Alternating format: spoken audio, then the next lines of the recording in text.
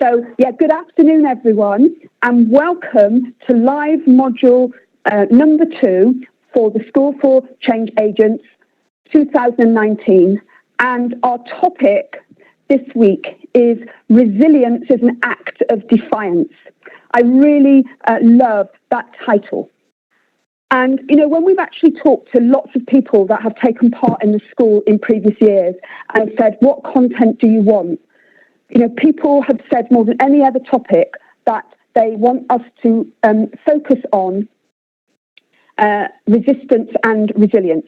So by popular request this week, here we have, I'm going to do a little bit to get things going, and then I'm going to hand over to the body of the session to my fantastic colleague, Catherine Pereira. So let's get going. So I know lots of you took part in live learning session number 1 around Change Starts With Me. And for those of you that are coming this week for the first time, we hope that you'll be inspired by this session and want to go back and do module 1 as well if you haven't done it. And it's never too late. So welcome everyone.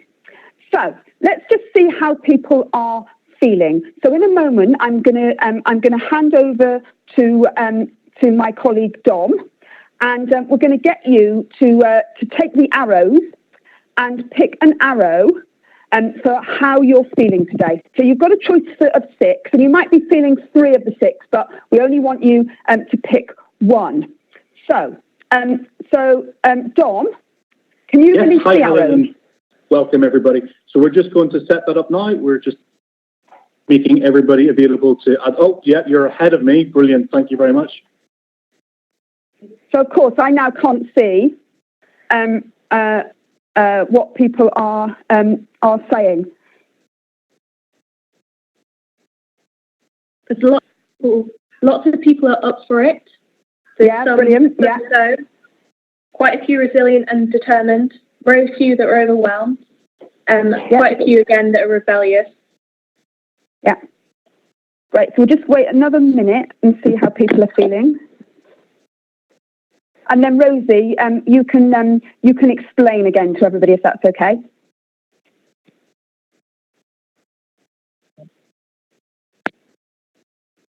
So Rosie, well, because the last few people can't see, again, can you read what the boxes say from left to right in the top row?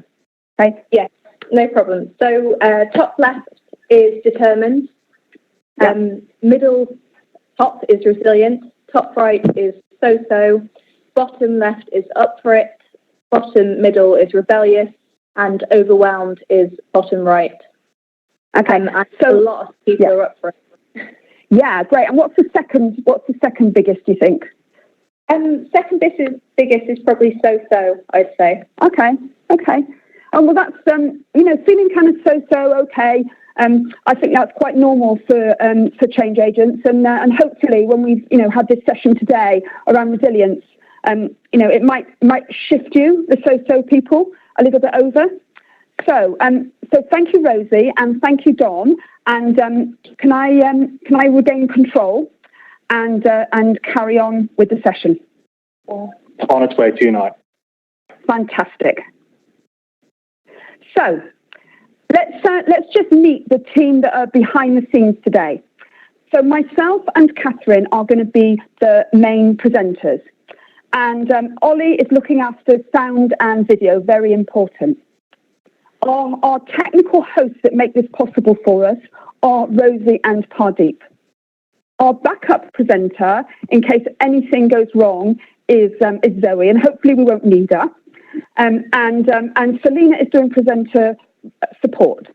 The people that you will hear during this session are Zara and Lee, who are the Twitter monitors. And again, we would love you all to tweet. And you can see the Twitter details at the bottom. It is at SCH4Change. And the key thing is that you add the hashtag S4CA, okay, and then we can pick up your tweets.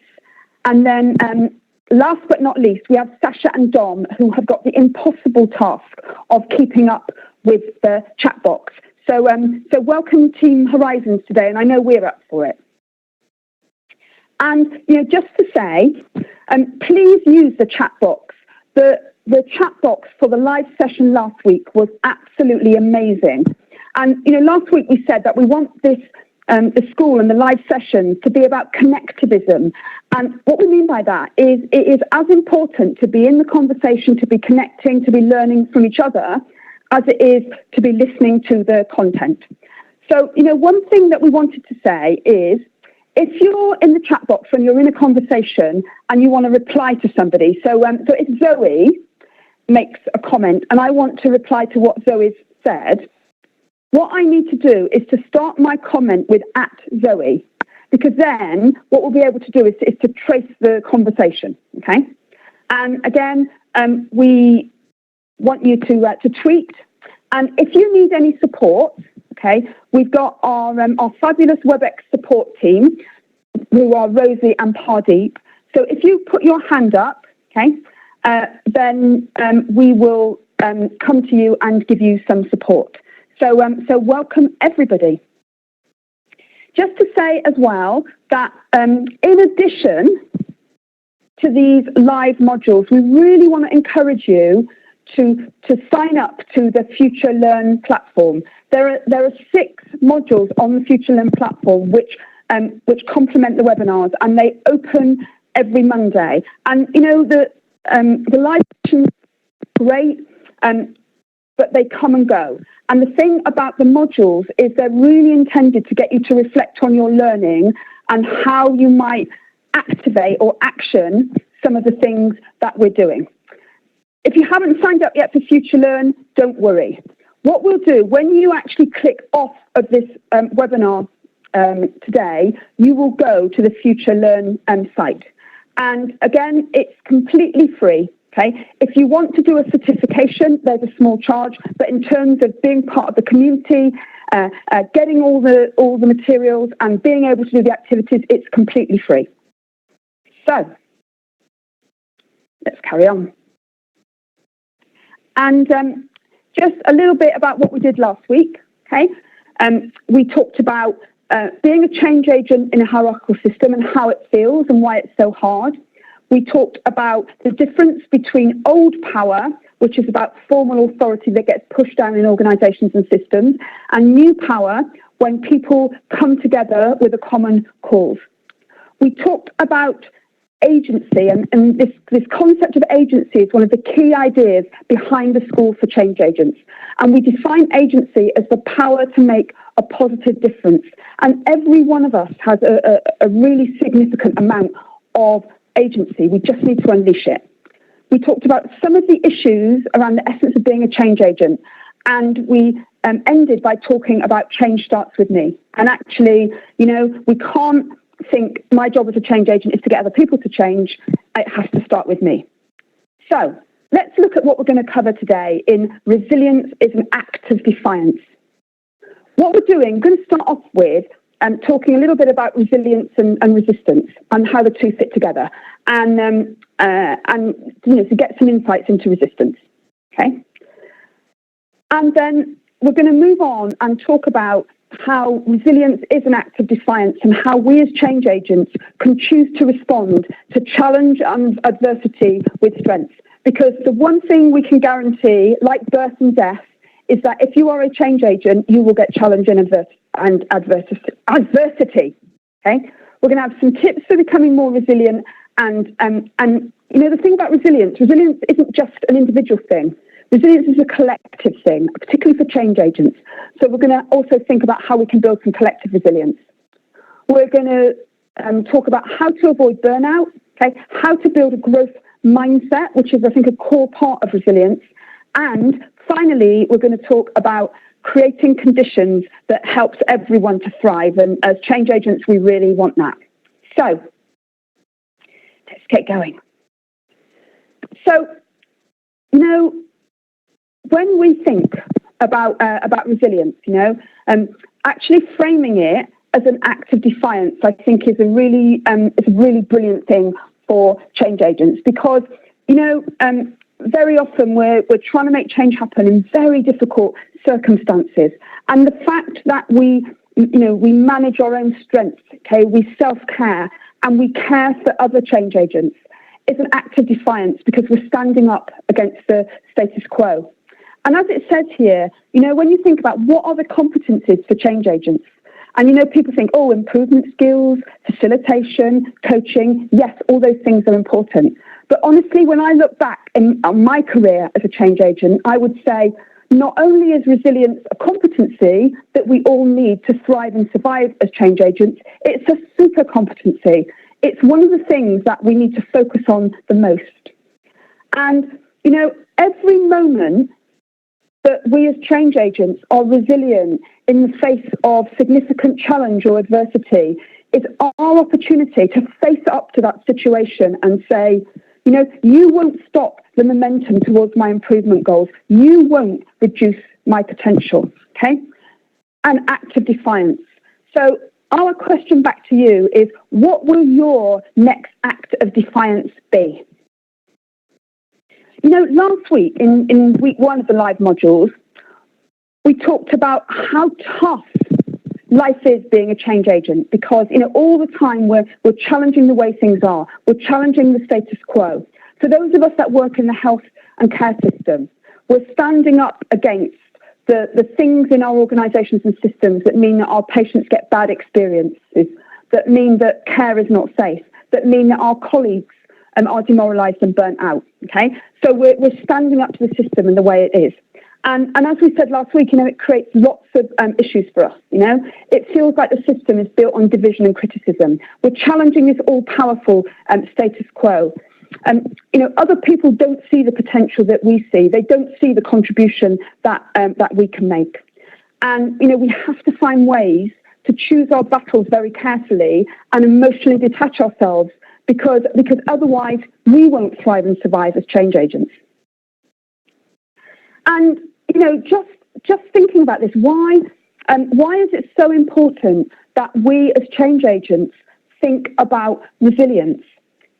Well, because, if you look at the psychological research, what it tells us is we all need to belong.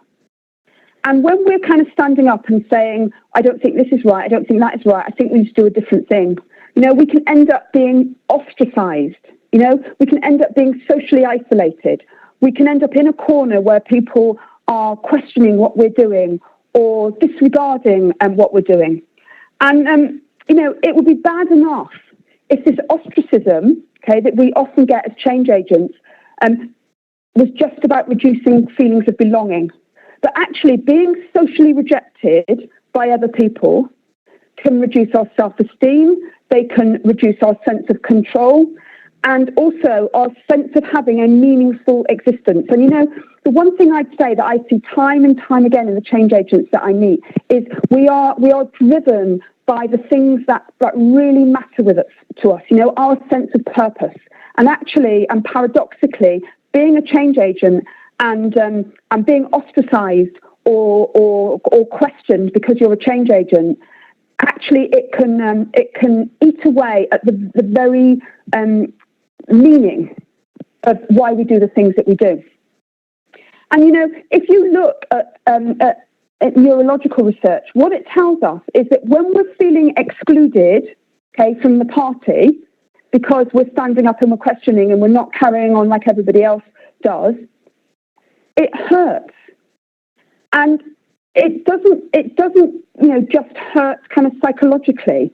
Actually, what neurological research is showing us is that it hurts literally, okay? And we can feel exclusion and social isolation and ostracism that we get as a result of being change agents. We can feel it as strongly as we feel physical pain, okay? Don't underestimate it. And that is why we say the number one rule for being a change agent, I do mine as well, okay? You can't be a change agent on your own. However creative we are, or however brilliant our ideas are, or how passionate we are about change, we can't be that only person doing change. We have to connect with other people. And this is where we need to think about resilience, both our own resilience and the resilience of people around us. And the final thing I want to talk about before I hand over to Catherine is, what do we do about this? And I'd say there are two interconnected strategies, and both are important. We need to stand back as change agents and think about how are we going about change. Okay? Are we going about change in ways that take people with us? Okay? Are we going about change in ways that actually make us feel more included because I'm part of a tribe or a flock or some other name for a group of change agents, okay? Or a group of people engaged in change. So we need to have a strategy which is about, undertaking change in a way that reduces other people's resistance to change. Okay, really important. And at the same time, we need to manage our own resilience and the collective resilience of our team. So we need to be looking to both reduce resistance and increase resilience. And that is the focus of the rest of this session today. So what I'm going to do now is I'm going to just say a little bit about some of my tactics that I've learned over the years that I think are most important in terms of taking people with us in change and reducing resistance. Okay, so I'm going to do the first part of the chain. Then I'm going to hand over to Catherine, who is going to take us through the second link in the change about managing our own resilience and that of the team. So, okay, here's what I've learned over many years around how do we avoid resistance to change, and in a sense, how do we not get to a point where we feel demoralised or so-so or burnt out, okay, because it's so difficult and there's so much resistance. And I would say about these 4 principles, they're not just about avoiding resistance to change. Because actually, what I've learned over the years is if we take people with us right from the start, if we can engage people fully in change right from the start, then we will get better outcomes because we will have a bigger contribution, a wider set of views in our change, and we'll get better outcomes. Okay. So the first thing I'd say is we need to create a coalition with the people who have got a role in the change or who will be impacted with it. And Catherine, who you're going to hear from in a moment, has taught me so much about how we bring social movement thinking and community organising into our improvement world. And Catherine always says the first step, okay, with any change or improvement is the question, who are my people? So in a sense, we need to stand back and say, who are the people that need to be engaged in this change and how can we create a coalition with them? Just going to show you one little thing about this, okay? This comes from Mark Jabin, who is an emergency physician in Florida. And he's made it his life's mission to learn about the neuroscience of change. And he said, this is what we shouldn't do. Okay, it's the thing we do, but it's what we shouldn't do. So we identify an issue or a problem or something that we want to focus on. And typically, we bring a very small group of people together to think about what's the outcome we need. Okay, so we come up with a desired outcome. And we come up with a set of potential options. And we will evaluate those options. And we, the small group, will make a choice. And it's only at that point that we start engaging people, okay? So what we're trying to do is to say, this is the choice, this is what we're going to do, this is the solution to the problem that we've identified, and we want you to buy in to that decision. Mark Jabin says that's what we do, but it's what we shouldn't do, okay? So what should we do?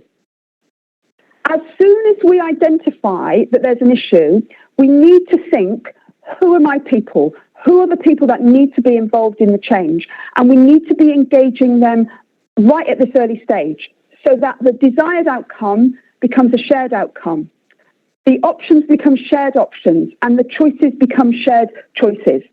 And what Mark Jabin says is we really need to question this concept of buy-in. In fact, we should ban the term buy-in to change. I mean, How many of you have been in meetings like I have, loads of them, where somebody says, how do we get the doctors to buy into improvement? Okay, wrong question, too late. Okay, let's ban the term buy-in. We don't want buyers who buy into somebody else's solution. We need to create investors who are emotionally invested in the change right from the start. And you know, when we do things that way, when we create investors, it takes a lot longer at the beginning. But what we find down the road is that we are creating fantastic relationships and sustainable change. So that's our first principle. The second one is we have to build shared purpose. And we'll come back to this next week when we talk about purpose and power. And, you know, we have to find, things that unite us, and we have to connect with our deeper purpose. And we need to make sure that that purpose is open, transparent, people understand why we're doing the change. And we have to keep going back to purpose. You know, sometimes we start with a really good purpose, but we get so focused on making the change happen that we get into the what and the how, we forget the why. So we just got to keep it at the front. Okay, we need to co-create the change with the coalition in the first bullet point. Okay, and finally, we need to think about framing and language. Again, when I think about social movement thinking, you know, one of the key ideas that we take from that is how do we frame our change in a way that connects with people's values, in a language that they understand. So I think, you know, if we can keep these 4 principles in mind, then I think there's less likelihood of people being resistant to change and more likelihood that we'll actually create coalitions of change where we can support each other and make change, a more positive experience. So, Catherine, are you ready? I am ready, Helen. Hello. Right. Can you hear me? I'm just going, loud and clear. Great to hear you. And I'm just going to hand over to you. Thank you. And thank you for that amazing start. So I'm going to take your challenge of language and jump off from that point in what we do next. So I want to go a little bit deeper into what resilience is and what it's not. So resilience is not the absence of challenge, the absence of adversity. And it's not, you know, bottling up emotions, putting on a front, pretending that everything is fine. So it's something different from both those things. And I think often when we think about being resilient in the healthcare system, we can think about it in terms of toughening up, taking some pain, you know, taking hardship. So what you're seeing on your screen now is a drawing that was done from contributions from senior healthcare leaders in the English system. And they were asked to describe how resilience feels in one word. And, you know, look at the sort of things that we go to automatically. We think about enduring pain, distress, hardship, having setbacks, having to brace ourselves for what's coming. And, you know, I love this quote from Gary Thompson. So this is from the work of Dr. Jen Fromm, who writes about reframing change resilience. And he says, you know, for me, resilience conjures up these images of holding on tight, toughening up, having to brace myself. So I want to suggest this as our first act of defiance. The act of defiance is to create a new story about what resilience is as a change agent, okay? And start telling new stories about how we make that happen. And I think nobody knows more than people who work in health and care that we as human beings are capable of extraordinary things in the face of adversity. So let's say today that resilience is not about enduring. It's not about hardship. It's about thriving. You know, Helen says as an act of defiance, it's about our ability to adapt and then grow in the face of whatever gets thrown at us. So it's not just about how we bounce back. It's about how we spring forward together to make something new happen. And, you know, another good place to start is to realize that sometimes just the act of getting up tomorrow and trying again is enough. Now, in the School for Change Agents, we are all about taking language, reframing it, and giving it power. Last week, we heard Helen talk about love and compassion and the power of those words when we imbibe them with strength and we use them as change agents to assert the way that we want the world to be. So I'm going to add another word to that language of change agency today. And the word is kindness. So often, we frame kindness as though it's the soft stuff, something that we need to talk about around the edges. But I think first, in order to be resilient, we have to be kinder to ourselves. There's that old maxim, isn't there, that you can't give what you don't have. So until we learn to be more comfortable talking about what it means to be kind to ourselves, we're not going to put ourselves in positions where we can give care, where we can be kind to others. And I love this from Bob Klaber. So Bob is a senior paediatrician at Imperial College in London. He is a senior leader within the healthcare sector, although he's also a not very closet change agent. And he was telling me a story about how he often on Twitter is a citizen. So he kind of lurks and contributes sometimes to conversations, but he never wants to say anything controversial. But one day he was listening to a talk about joy in work, and he decided to just fire off a tweet about how he really felt. And he said this: "My growing reflection is that we've been too apologetic about kindness, compassion, empathy. I know it's the soft stuff and it's fluffy, but it is important." And he said, no, kindness is the business end of healthcare. We need to start with it. And I love this because, sometimes the reality of trying to be resistant in the sort of systems that we work in is the expectation or the sense of the culture or what we feel is that we don't have time to prioritize caring for ourselves and for others. So what he's doing here, that was picked up by hundreds of people, is saying we need to be much less apologetic about putting kindness front and center of our work. So I'm just going to give a warning to our chat box and Twitter monitors that I'm going to come to you in a moment for some comment. Before I do that, I want to show you an idea that links to this call to action that Bob has raised for us around kindness to ourselves and others. So this comes from Julia Unwin's work. So Julia writes about kindness, emotions, human relationships, and the relationship between that and public policy. And what she says is, there's two broad languages that we use in public service. The first one is a rational language.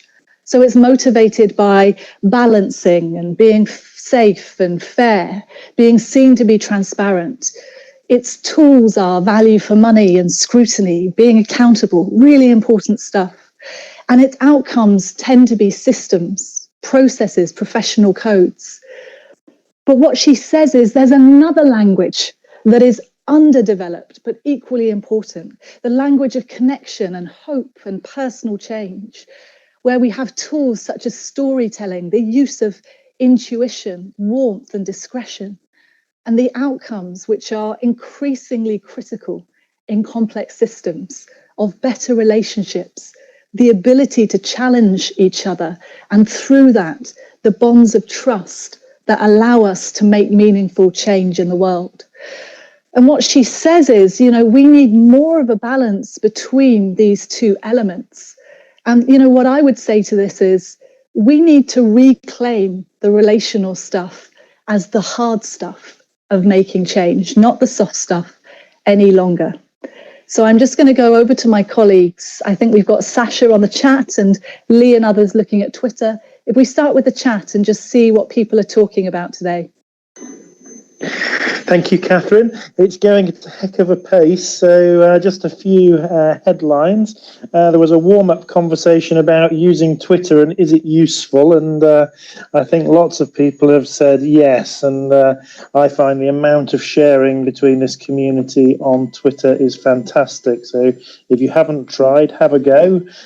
Follow us at Horizons and follow Helen, and you'll find a whole new world out there. Yeah, maybe Bob will inspire you to know that if you put your thoughts out with integrity and joy, then amazing things can happen. Absolutely. And then there's been quite a conversation about taking on the challenge. And Sue said it's about overcoming the speed bumps that people put in place by the system. And I think that's really nice. Some reminders that resistance is not the absence of challenge, and being honest with difficulties is really important. So lots of really good sharing going on, and really interesting ideas. Lovely, thank you for that. And what about over on social media? Goodness me. Similarly, I am very busy over on Twitter, which is fantastic. The conversations are just amazing. So thank you very much. I'd like to say congratulations to Catherine Littlewood, who has tweeted to say this is her very first tweet and it's her very first live webinar. So congratulations, and we're honoured that we're recipients of your very first webinar and tweet. And we've had people reflecting that they too have used the work of Mark Jabin and found it's really helped transform their work in their change efforts. And there was one lovely tweet I spotted that used a video of a cat precariously balanced, and using it as a metaphor for the fine balance between resistance and resilience and how we walk that line. And lots of people reflecting on kindness, and it's really sinking in that yes, we do need to spend much more time on being kind to ourselves and to each other. Thank you for that, and please do keep the tweets coming.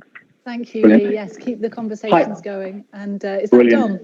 It is. Hi, Catherine. I'm just saying hello to everybody as well. Can I just kindly ask you just to bring the microphone up to your mic a little bit closer? It just seems to be dropping out a little bit in the process. And while you're doing that, just there's some other reflections in the chat box. There's a bit of a nerd off around Star Trek and Doctor Who, comparing the Daleks and, saying exterminate, and the Borg talking about resistance is futile, but they were always defeated by the Triers.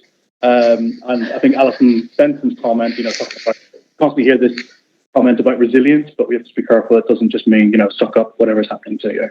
Too right. We did say something about language, Dom. I have no idea what you're talking about. So anybody who's not a Doctor Who fan, apologies if I've offended anyone with that. So I'm going to keep us moving forward. Thank you for that. And is that better on the sound? Yes, it is. Thank you. Great. Just let me know if it drops out. I want to take us on to look at this question that we get asked about a lot, which is burnout.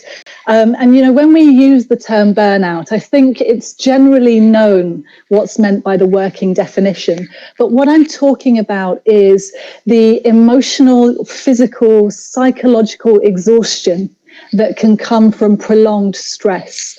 So this is the York's-Dodson curve, named after the two people who first used it to demonstrate the relationship between performance and pressure. And what it basically shows is this, as the pressure increases, so does our performance. So we all know what it feels like to be over in that left-hand box, to be bored, twiddling our thumbs, no pressure, and no real incentive to perform. So there's a really important positive correlation between performance and pressure, and just enough pressure is what allows us to have peak performance. But that can tip over very easily into too much pressure, and when that happens, we can get into trouble. And I think part of the problem is we don't always know when that's happening, and we're over that curve before we know what's happened. And when the pressure is so high that we're not just performing well, but the sustained pressure can make us unwell, then that's what's known and what many clinicians now recognize as a phenomenon called burnout. So the first thing I want to say is, burnout is a real thing. Before I came into working in NHS Horizons, I was a barrister. At times I was working 80, 90-hour weeks, physically, mentally, emotionally exhausted. And it is important to pay attention to that. But what I want to do is go slightly deeper and ask our question, what's really going on here? When many of us in our day-to-day work experience moments of conflict, moments of tension, I'm going to suggest that that's something deeper than burnout. And I'm going to use this frame from Andrew Jameson, who did a lot of work with nurses and did a number of now well-known studies of how nurses experience what he calls moral distress. So moral distress is when you know the right thing to do, but organizational or institutional constraints make it nearly impossible for you to pursue that course of action. So it's the difference really between our underlying values and our everyday experience, which erodes the resilience that we have over time. And the bigger the difference between what we're experiencing as moral distress, our values and our everyday experience, then the bigger the distress. And, as change agents, I think this is really important because none of us are here because we're satisfied with the status quo. We're here because we have a vision of the world as it could be, and we want to move the world as it is to that place. So we're dissatisfied. We tend to be values driven, and often getting the smallest things done can feel like moving mountains. So last week, Helen showed us this slide around permission culture. And, sometimes it can feel like you're asking me to revolutionize health and care, but I can't get my emails to work. I can't get the printer to comply. I don't have the most basic things. So in a sense, this idea of moral distress is a question of mind the gap. And those moments when we feel that what brought us into the practice of health and care in the first place and what we're experiencing as our daily reality just don't match. And what we want, of course, is this beautiful pink piece in the middle, a happy, in brackets, working, but generally life, a happy life where we have some synergy between our values and our experience. So I think at this point, we're going to open a poll and I'm going to hand over to Pardeep to make that happen. And the question is this: I want to know how you're experiencing this question of moral distress in your everyday life and what the balance is between your values and your daily experience. So Pardeep, over to you. Thank you for that, Catherine. I shall open the poll now. Poll should be now open. Thank you. I was going to say the question you'll now see is my values and daily experience are, and if it's a 10, then they always overlap. You're one of those lucky people that has a real synergy. My values and daily experience sometimes overlap. That would put you in a 4, 5 or a 6. And if you find that it rarely overlaps, rarely do the values that brought you into your work find expression in your daily experience, then you're going to be a 1 or a 2. So we're going to run this poll for another few minutes. Do click on. And if you can't access the poll, then use the chat box to let us know your number so we can see where we're up to. Pardeep, I'll hand back to you to let us know when the time is up. That's great, Catherine. We've got another 15 seconds for the poll. And once it's done, the results will compile. I'm getting a great response, so we'll share that with everyone shortly. Thank you.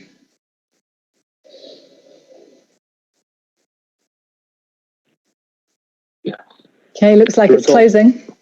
It has closed, Catherine. The results are now compiling. Just give it another 10 seconds and I'll be able to showcase them to everyone. And this will be really interesting because I think part of what school does is allow us just to reflect, take some time out of our busy lives and just think, how is this playing out for me? So we've got quite a spread. We've got very few people, which is good to see, where it rarely overlaps. A lot of people feeling that there's sometimes an overlap.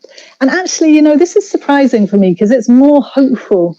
I know we started off with an annotation where people said they were feeling so-so, but this is a more hopeful outcome than I thought it might be. A lot of people saying that there is quite a strong overlap between our values and our daily experience, which is really good to hear. For me, sometimes moral distress is about the small things, and sometimes it's about much larger experiences. I mentioned that I used to be a lawyer. I practiced as a barrister, so I had a wig and a gown. I used to go and represent clients in court. And when I look back on my 4 years as a lawyer, I remember some of the cases that I lost and I probably should have won. But I remember every single case when I won and I should have lost. And one of the last cases I did, I represented a woman who had been sacked in really dodgy circumstances. And I represented, the bank that had sacked this woman. And she was representing herself. And on the day that I rocked up in court, she was on her own. And we got to talking, and I learned that she had lost her home because she couldn't afford the payments on her mortgage, that she had lost her marriage because of the strain that she was under, and that all she wanted from the bank, whom I was representing, was £1,000 just to recognise the wrong that had happened for her. And I realised that rather than give her that £1,000, they had paid me £1,000 to go to court and get her claim knocked out on a technicality. And as we're sitting together in the waiting room, she reaches across to me, and I'll never forget it, puts her hand on my knee and says, "It's okay, don't worry, you're just doing your job." And at that moment, whoosh, the gap between what had brought me into being a lawyer, all of the ideals and the values that I had, the hopes and expectations that my family had for me, and what I found myself doing, widened and became too much. And it wasn't that that one incident was too much. It was just a sense that this moral distress, this difference between the world that I wanted and how it was far too big. Now, there's a couple of things from that. I guess when I left the law because of that and other experiences, I could say now that I used that distress to put myself on a more exciting, more enriching path where I've been able to have amazing experiences and help people. But it's also a point about resilience, because resilience is not about accepting anything, even if it's unacceptable. It's not about accepting anything, even when it's unacceptable. But it is about asking hard questions about ourselves and the choices that we make and what we take responsibility for. So, this brings us back to where Helen left us at the end of last week, thinking about change as something that starts with me. And this beautiful graphic, yesterday I was clever, so I wanted to change the world. And today I am wise, so I'm changing myself. So what I'm going to do now is just introduce to you this idea of what it means to take responsibility for the way that we're thinking about how change happens.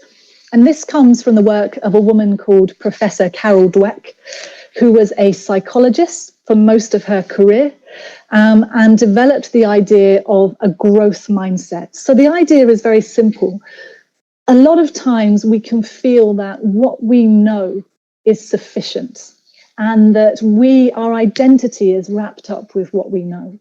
And what growth mindset says is what we know now is important, but far more important is our ability to grow, to adapt, to develop, to learn.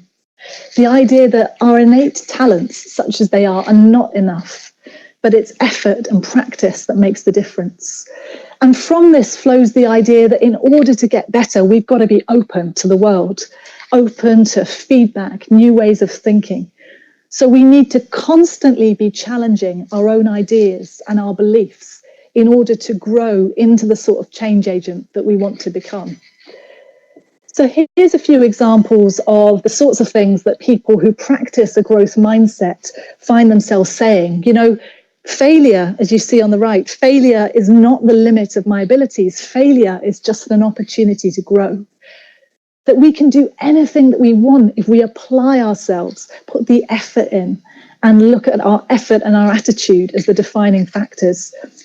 That we're inspired by the success of others, not challenged by it. and we openly try to expand the space of possibilities, try new things, even if at first they feel scary.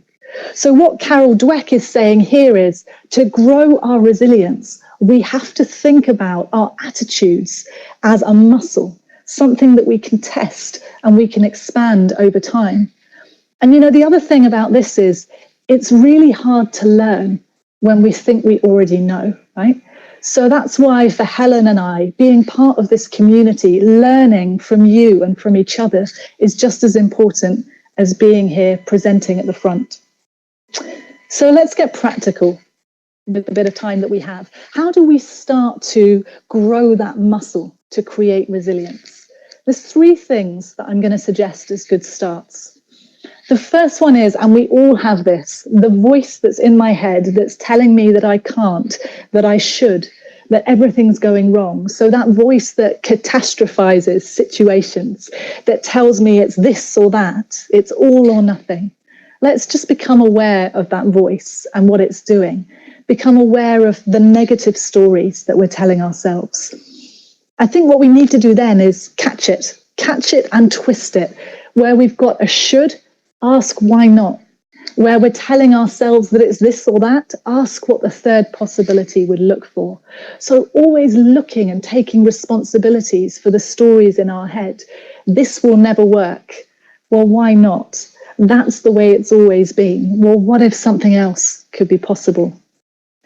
I love this phrase that comes from adult developmental psychology. Listen for the equals. So this is the idea that, oftentimes in our head, we're conflating 2 things without even realizing we're doing it. So this will never work, and therefore I'm useless. Catching that thought and understanding and listening for the equals, where we've said that one thing equals another and they're not related, is a really important skill and competence for a change agent. So I'm just going to give a warning here to the chat monitors that I'm going to come back to you in a moment. But before I do, I want to throw out a change agent challenge.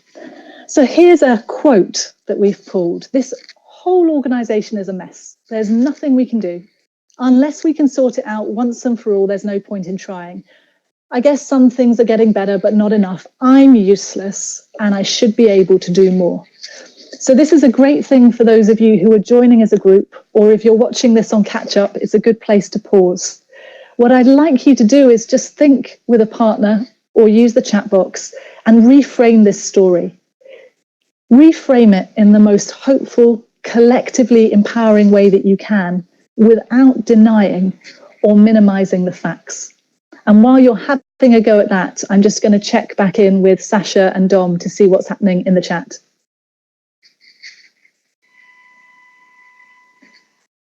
Can you hear me? Thank you, Catherine. I was just getting out of chat into participants to unmute myself. Huge amount going on. Several people have been commenting on a TED talk by Eddie Abeng, and lots of people agreeing that that's worth a listen to. Lots of people really thankful for you sharing your story and conversation around that, and several people talking about changing roles, particularly from clinical to non-clinical, and how that has felt. So really active discussion and lots of good points. Lovely, thank you. And what about on Twitter? What are we seeing?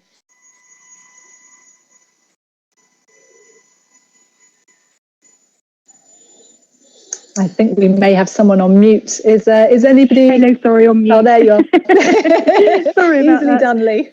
Yes. So lots of activity on Twitter still. People saying they feel really energised by this conversation, which is absolutely wonderful. And there was someone saying that they've been waiting for this week to find out about resilience, and it's really speaking to them. So we're absolutely delighted, because there's people who are saying they recognise themselves in the graph about overwhelm, which happens to us all, I think, doesn't it? So it's about finding ways to move forward with that. You spring forward together.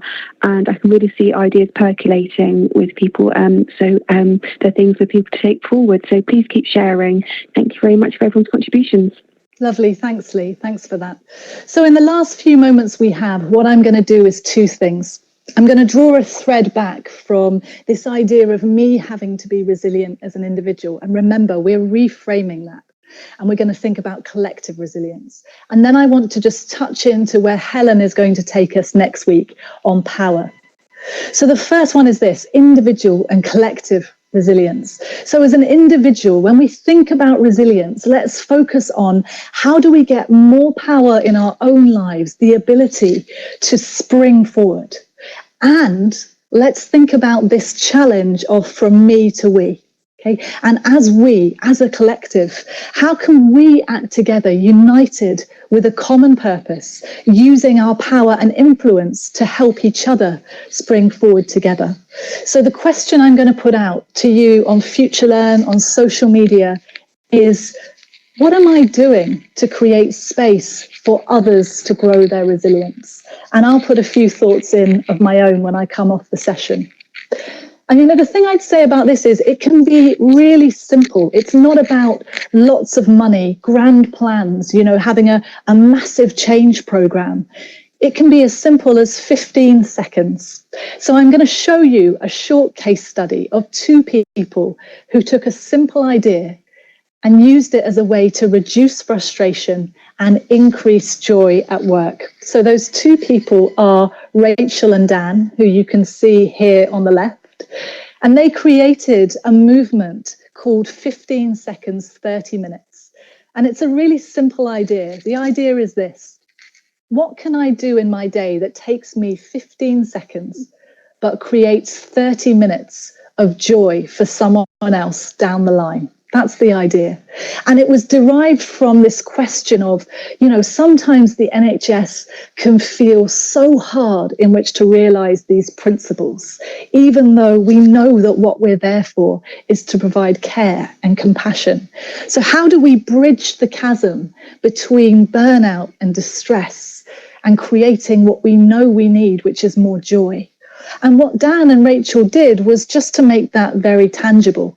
So, you know, the question is not, oh, what can I do to create joy in some abstract way? It's really simple. It's how can I use 15 seconds of my time to make a difference to someone else?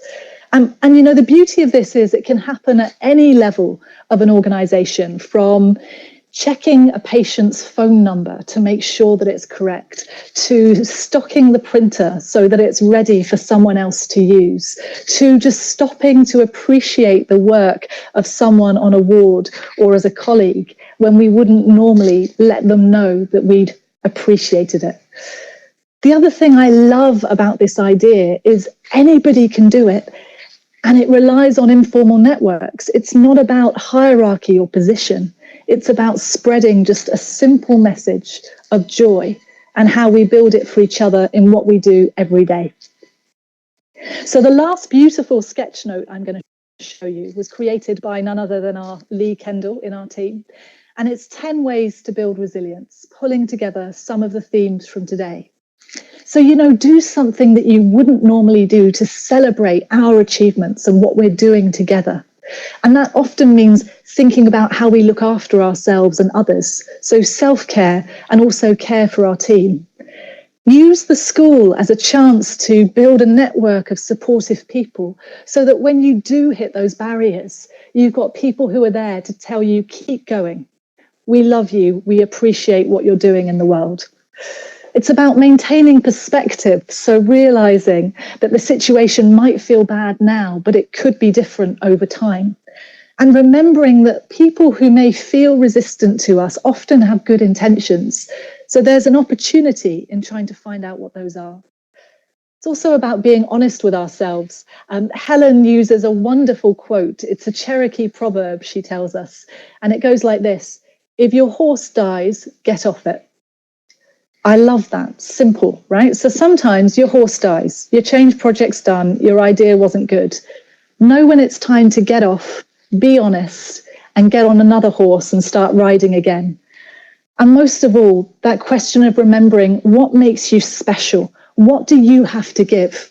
Why do you do what you do? And what does that offer to the world?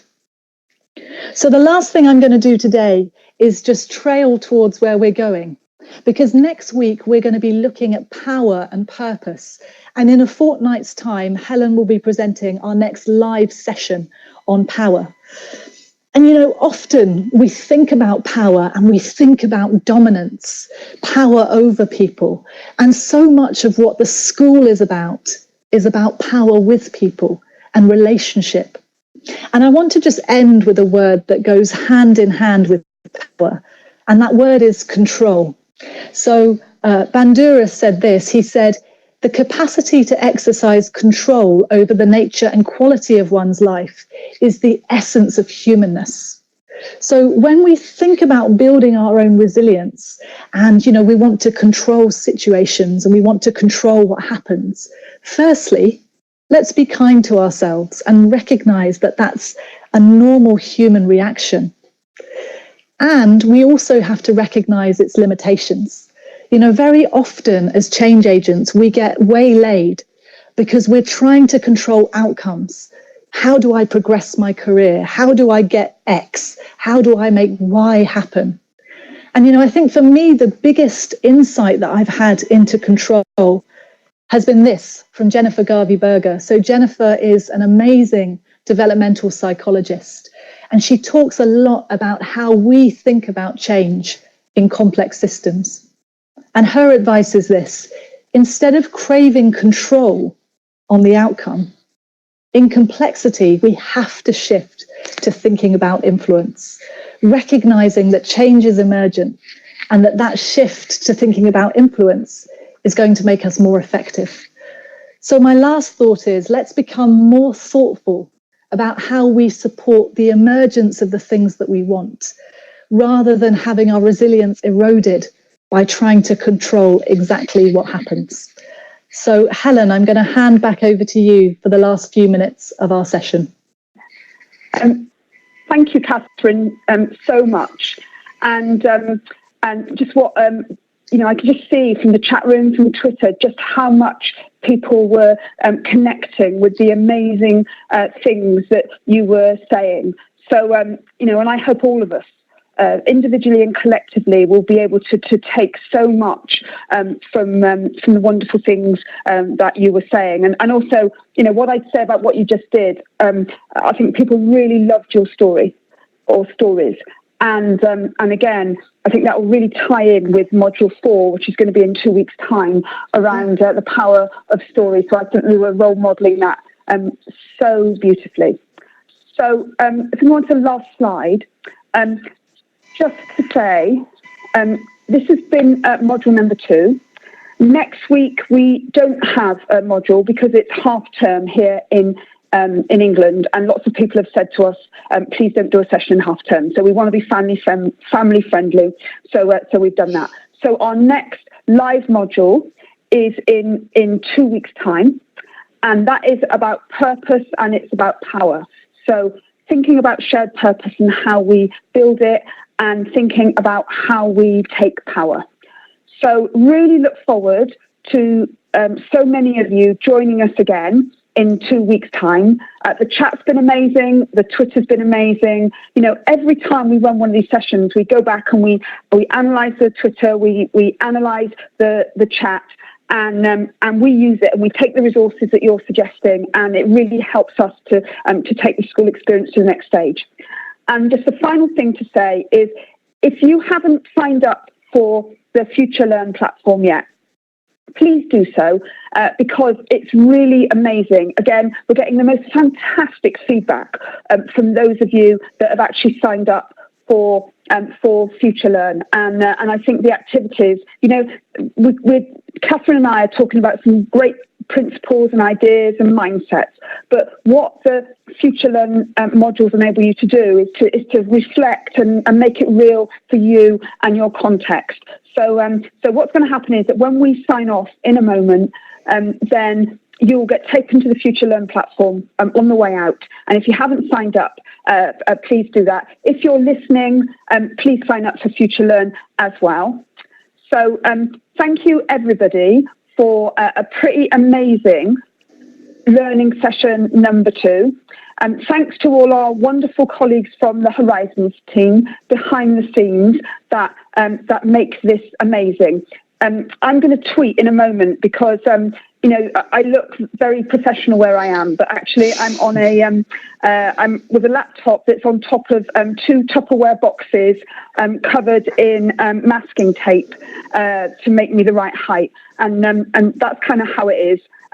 So thanks to all our great Horizons team colleagues, and most of all, thank you to you, the change agents of the world who make this possible and make it wonderful. And we really look forward to seeing you on the live session in 2 weeks' time.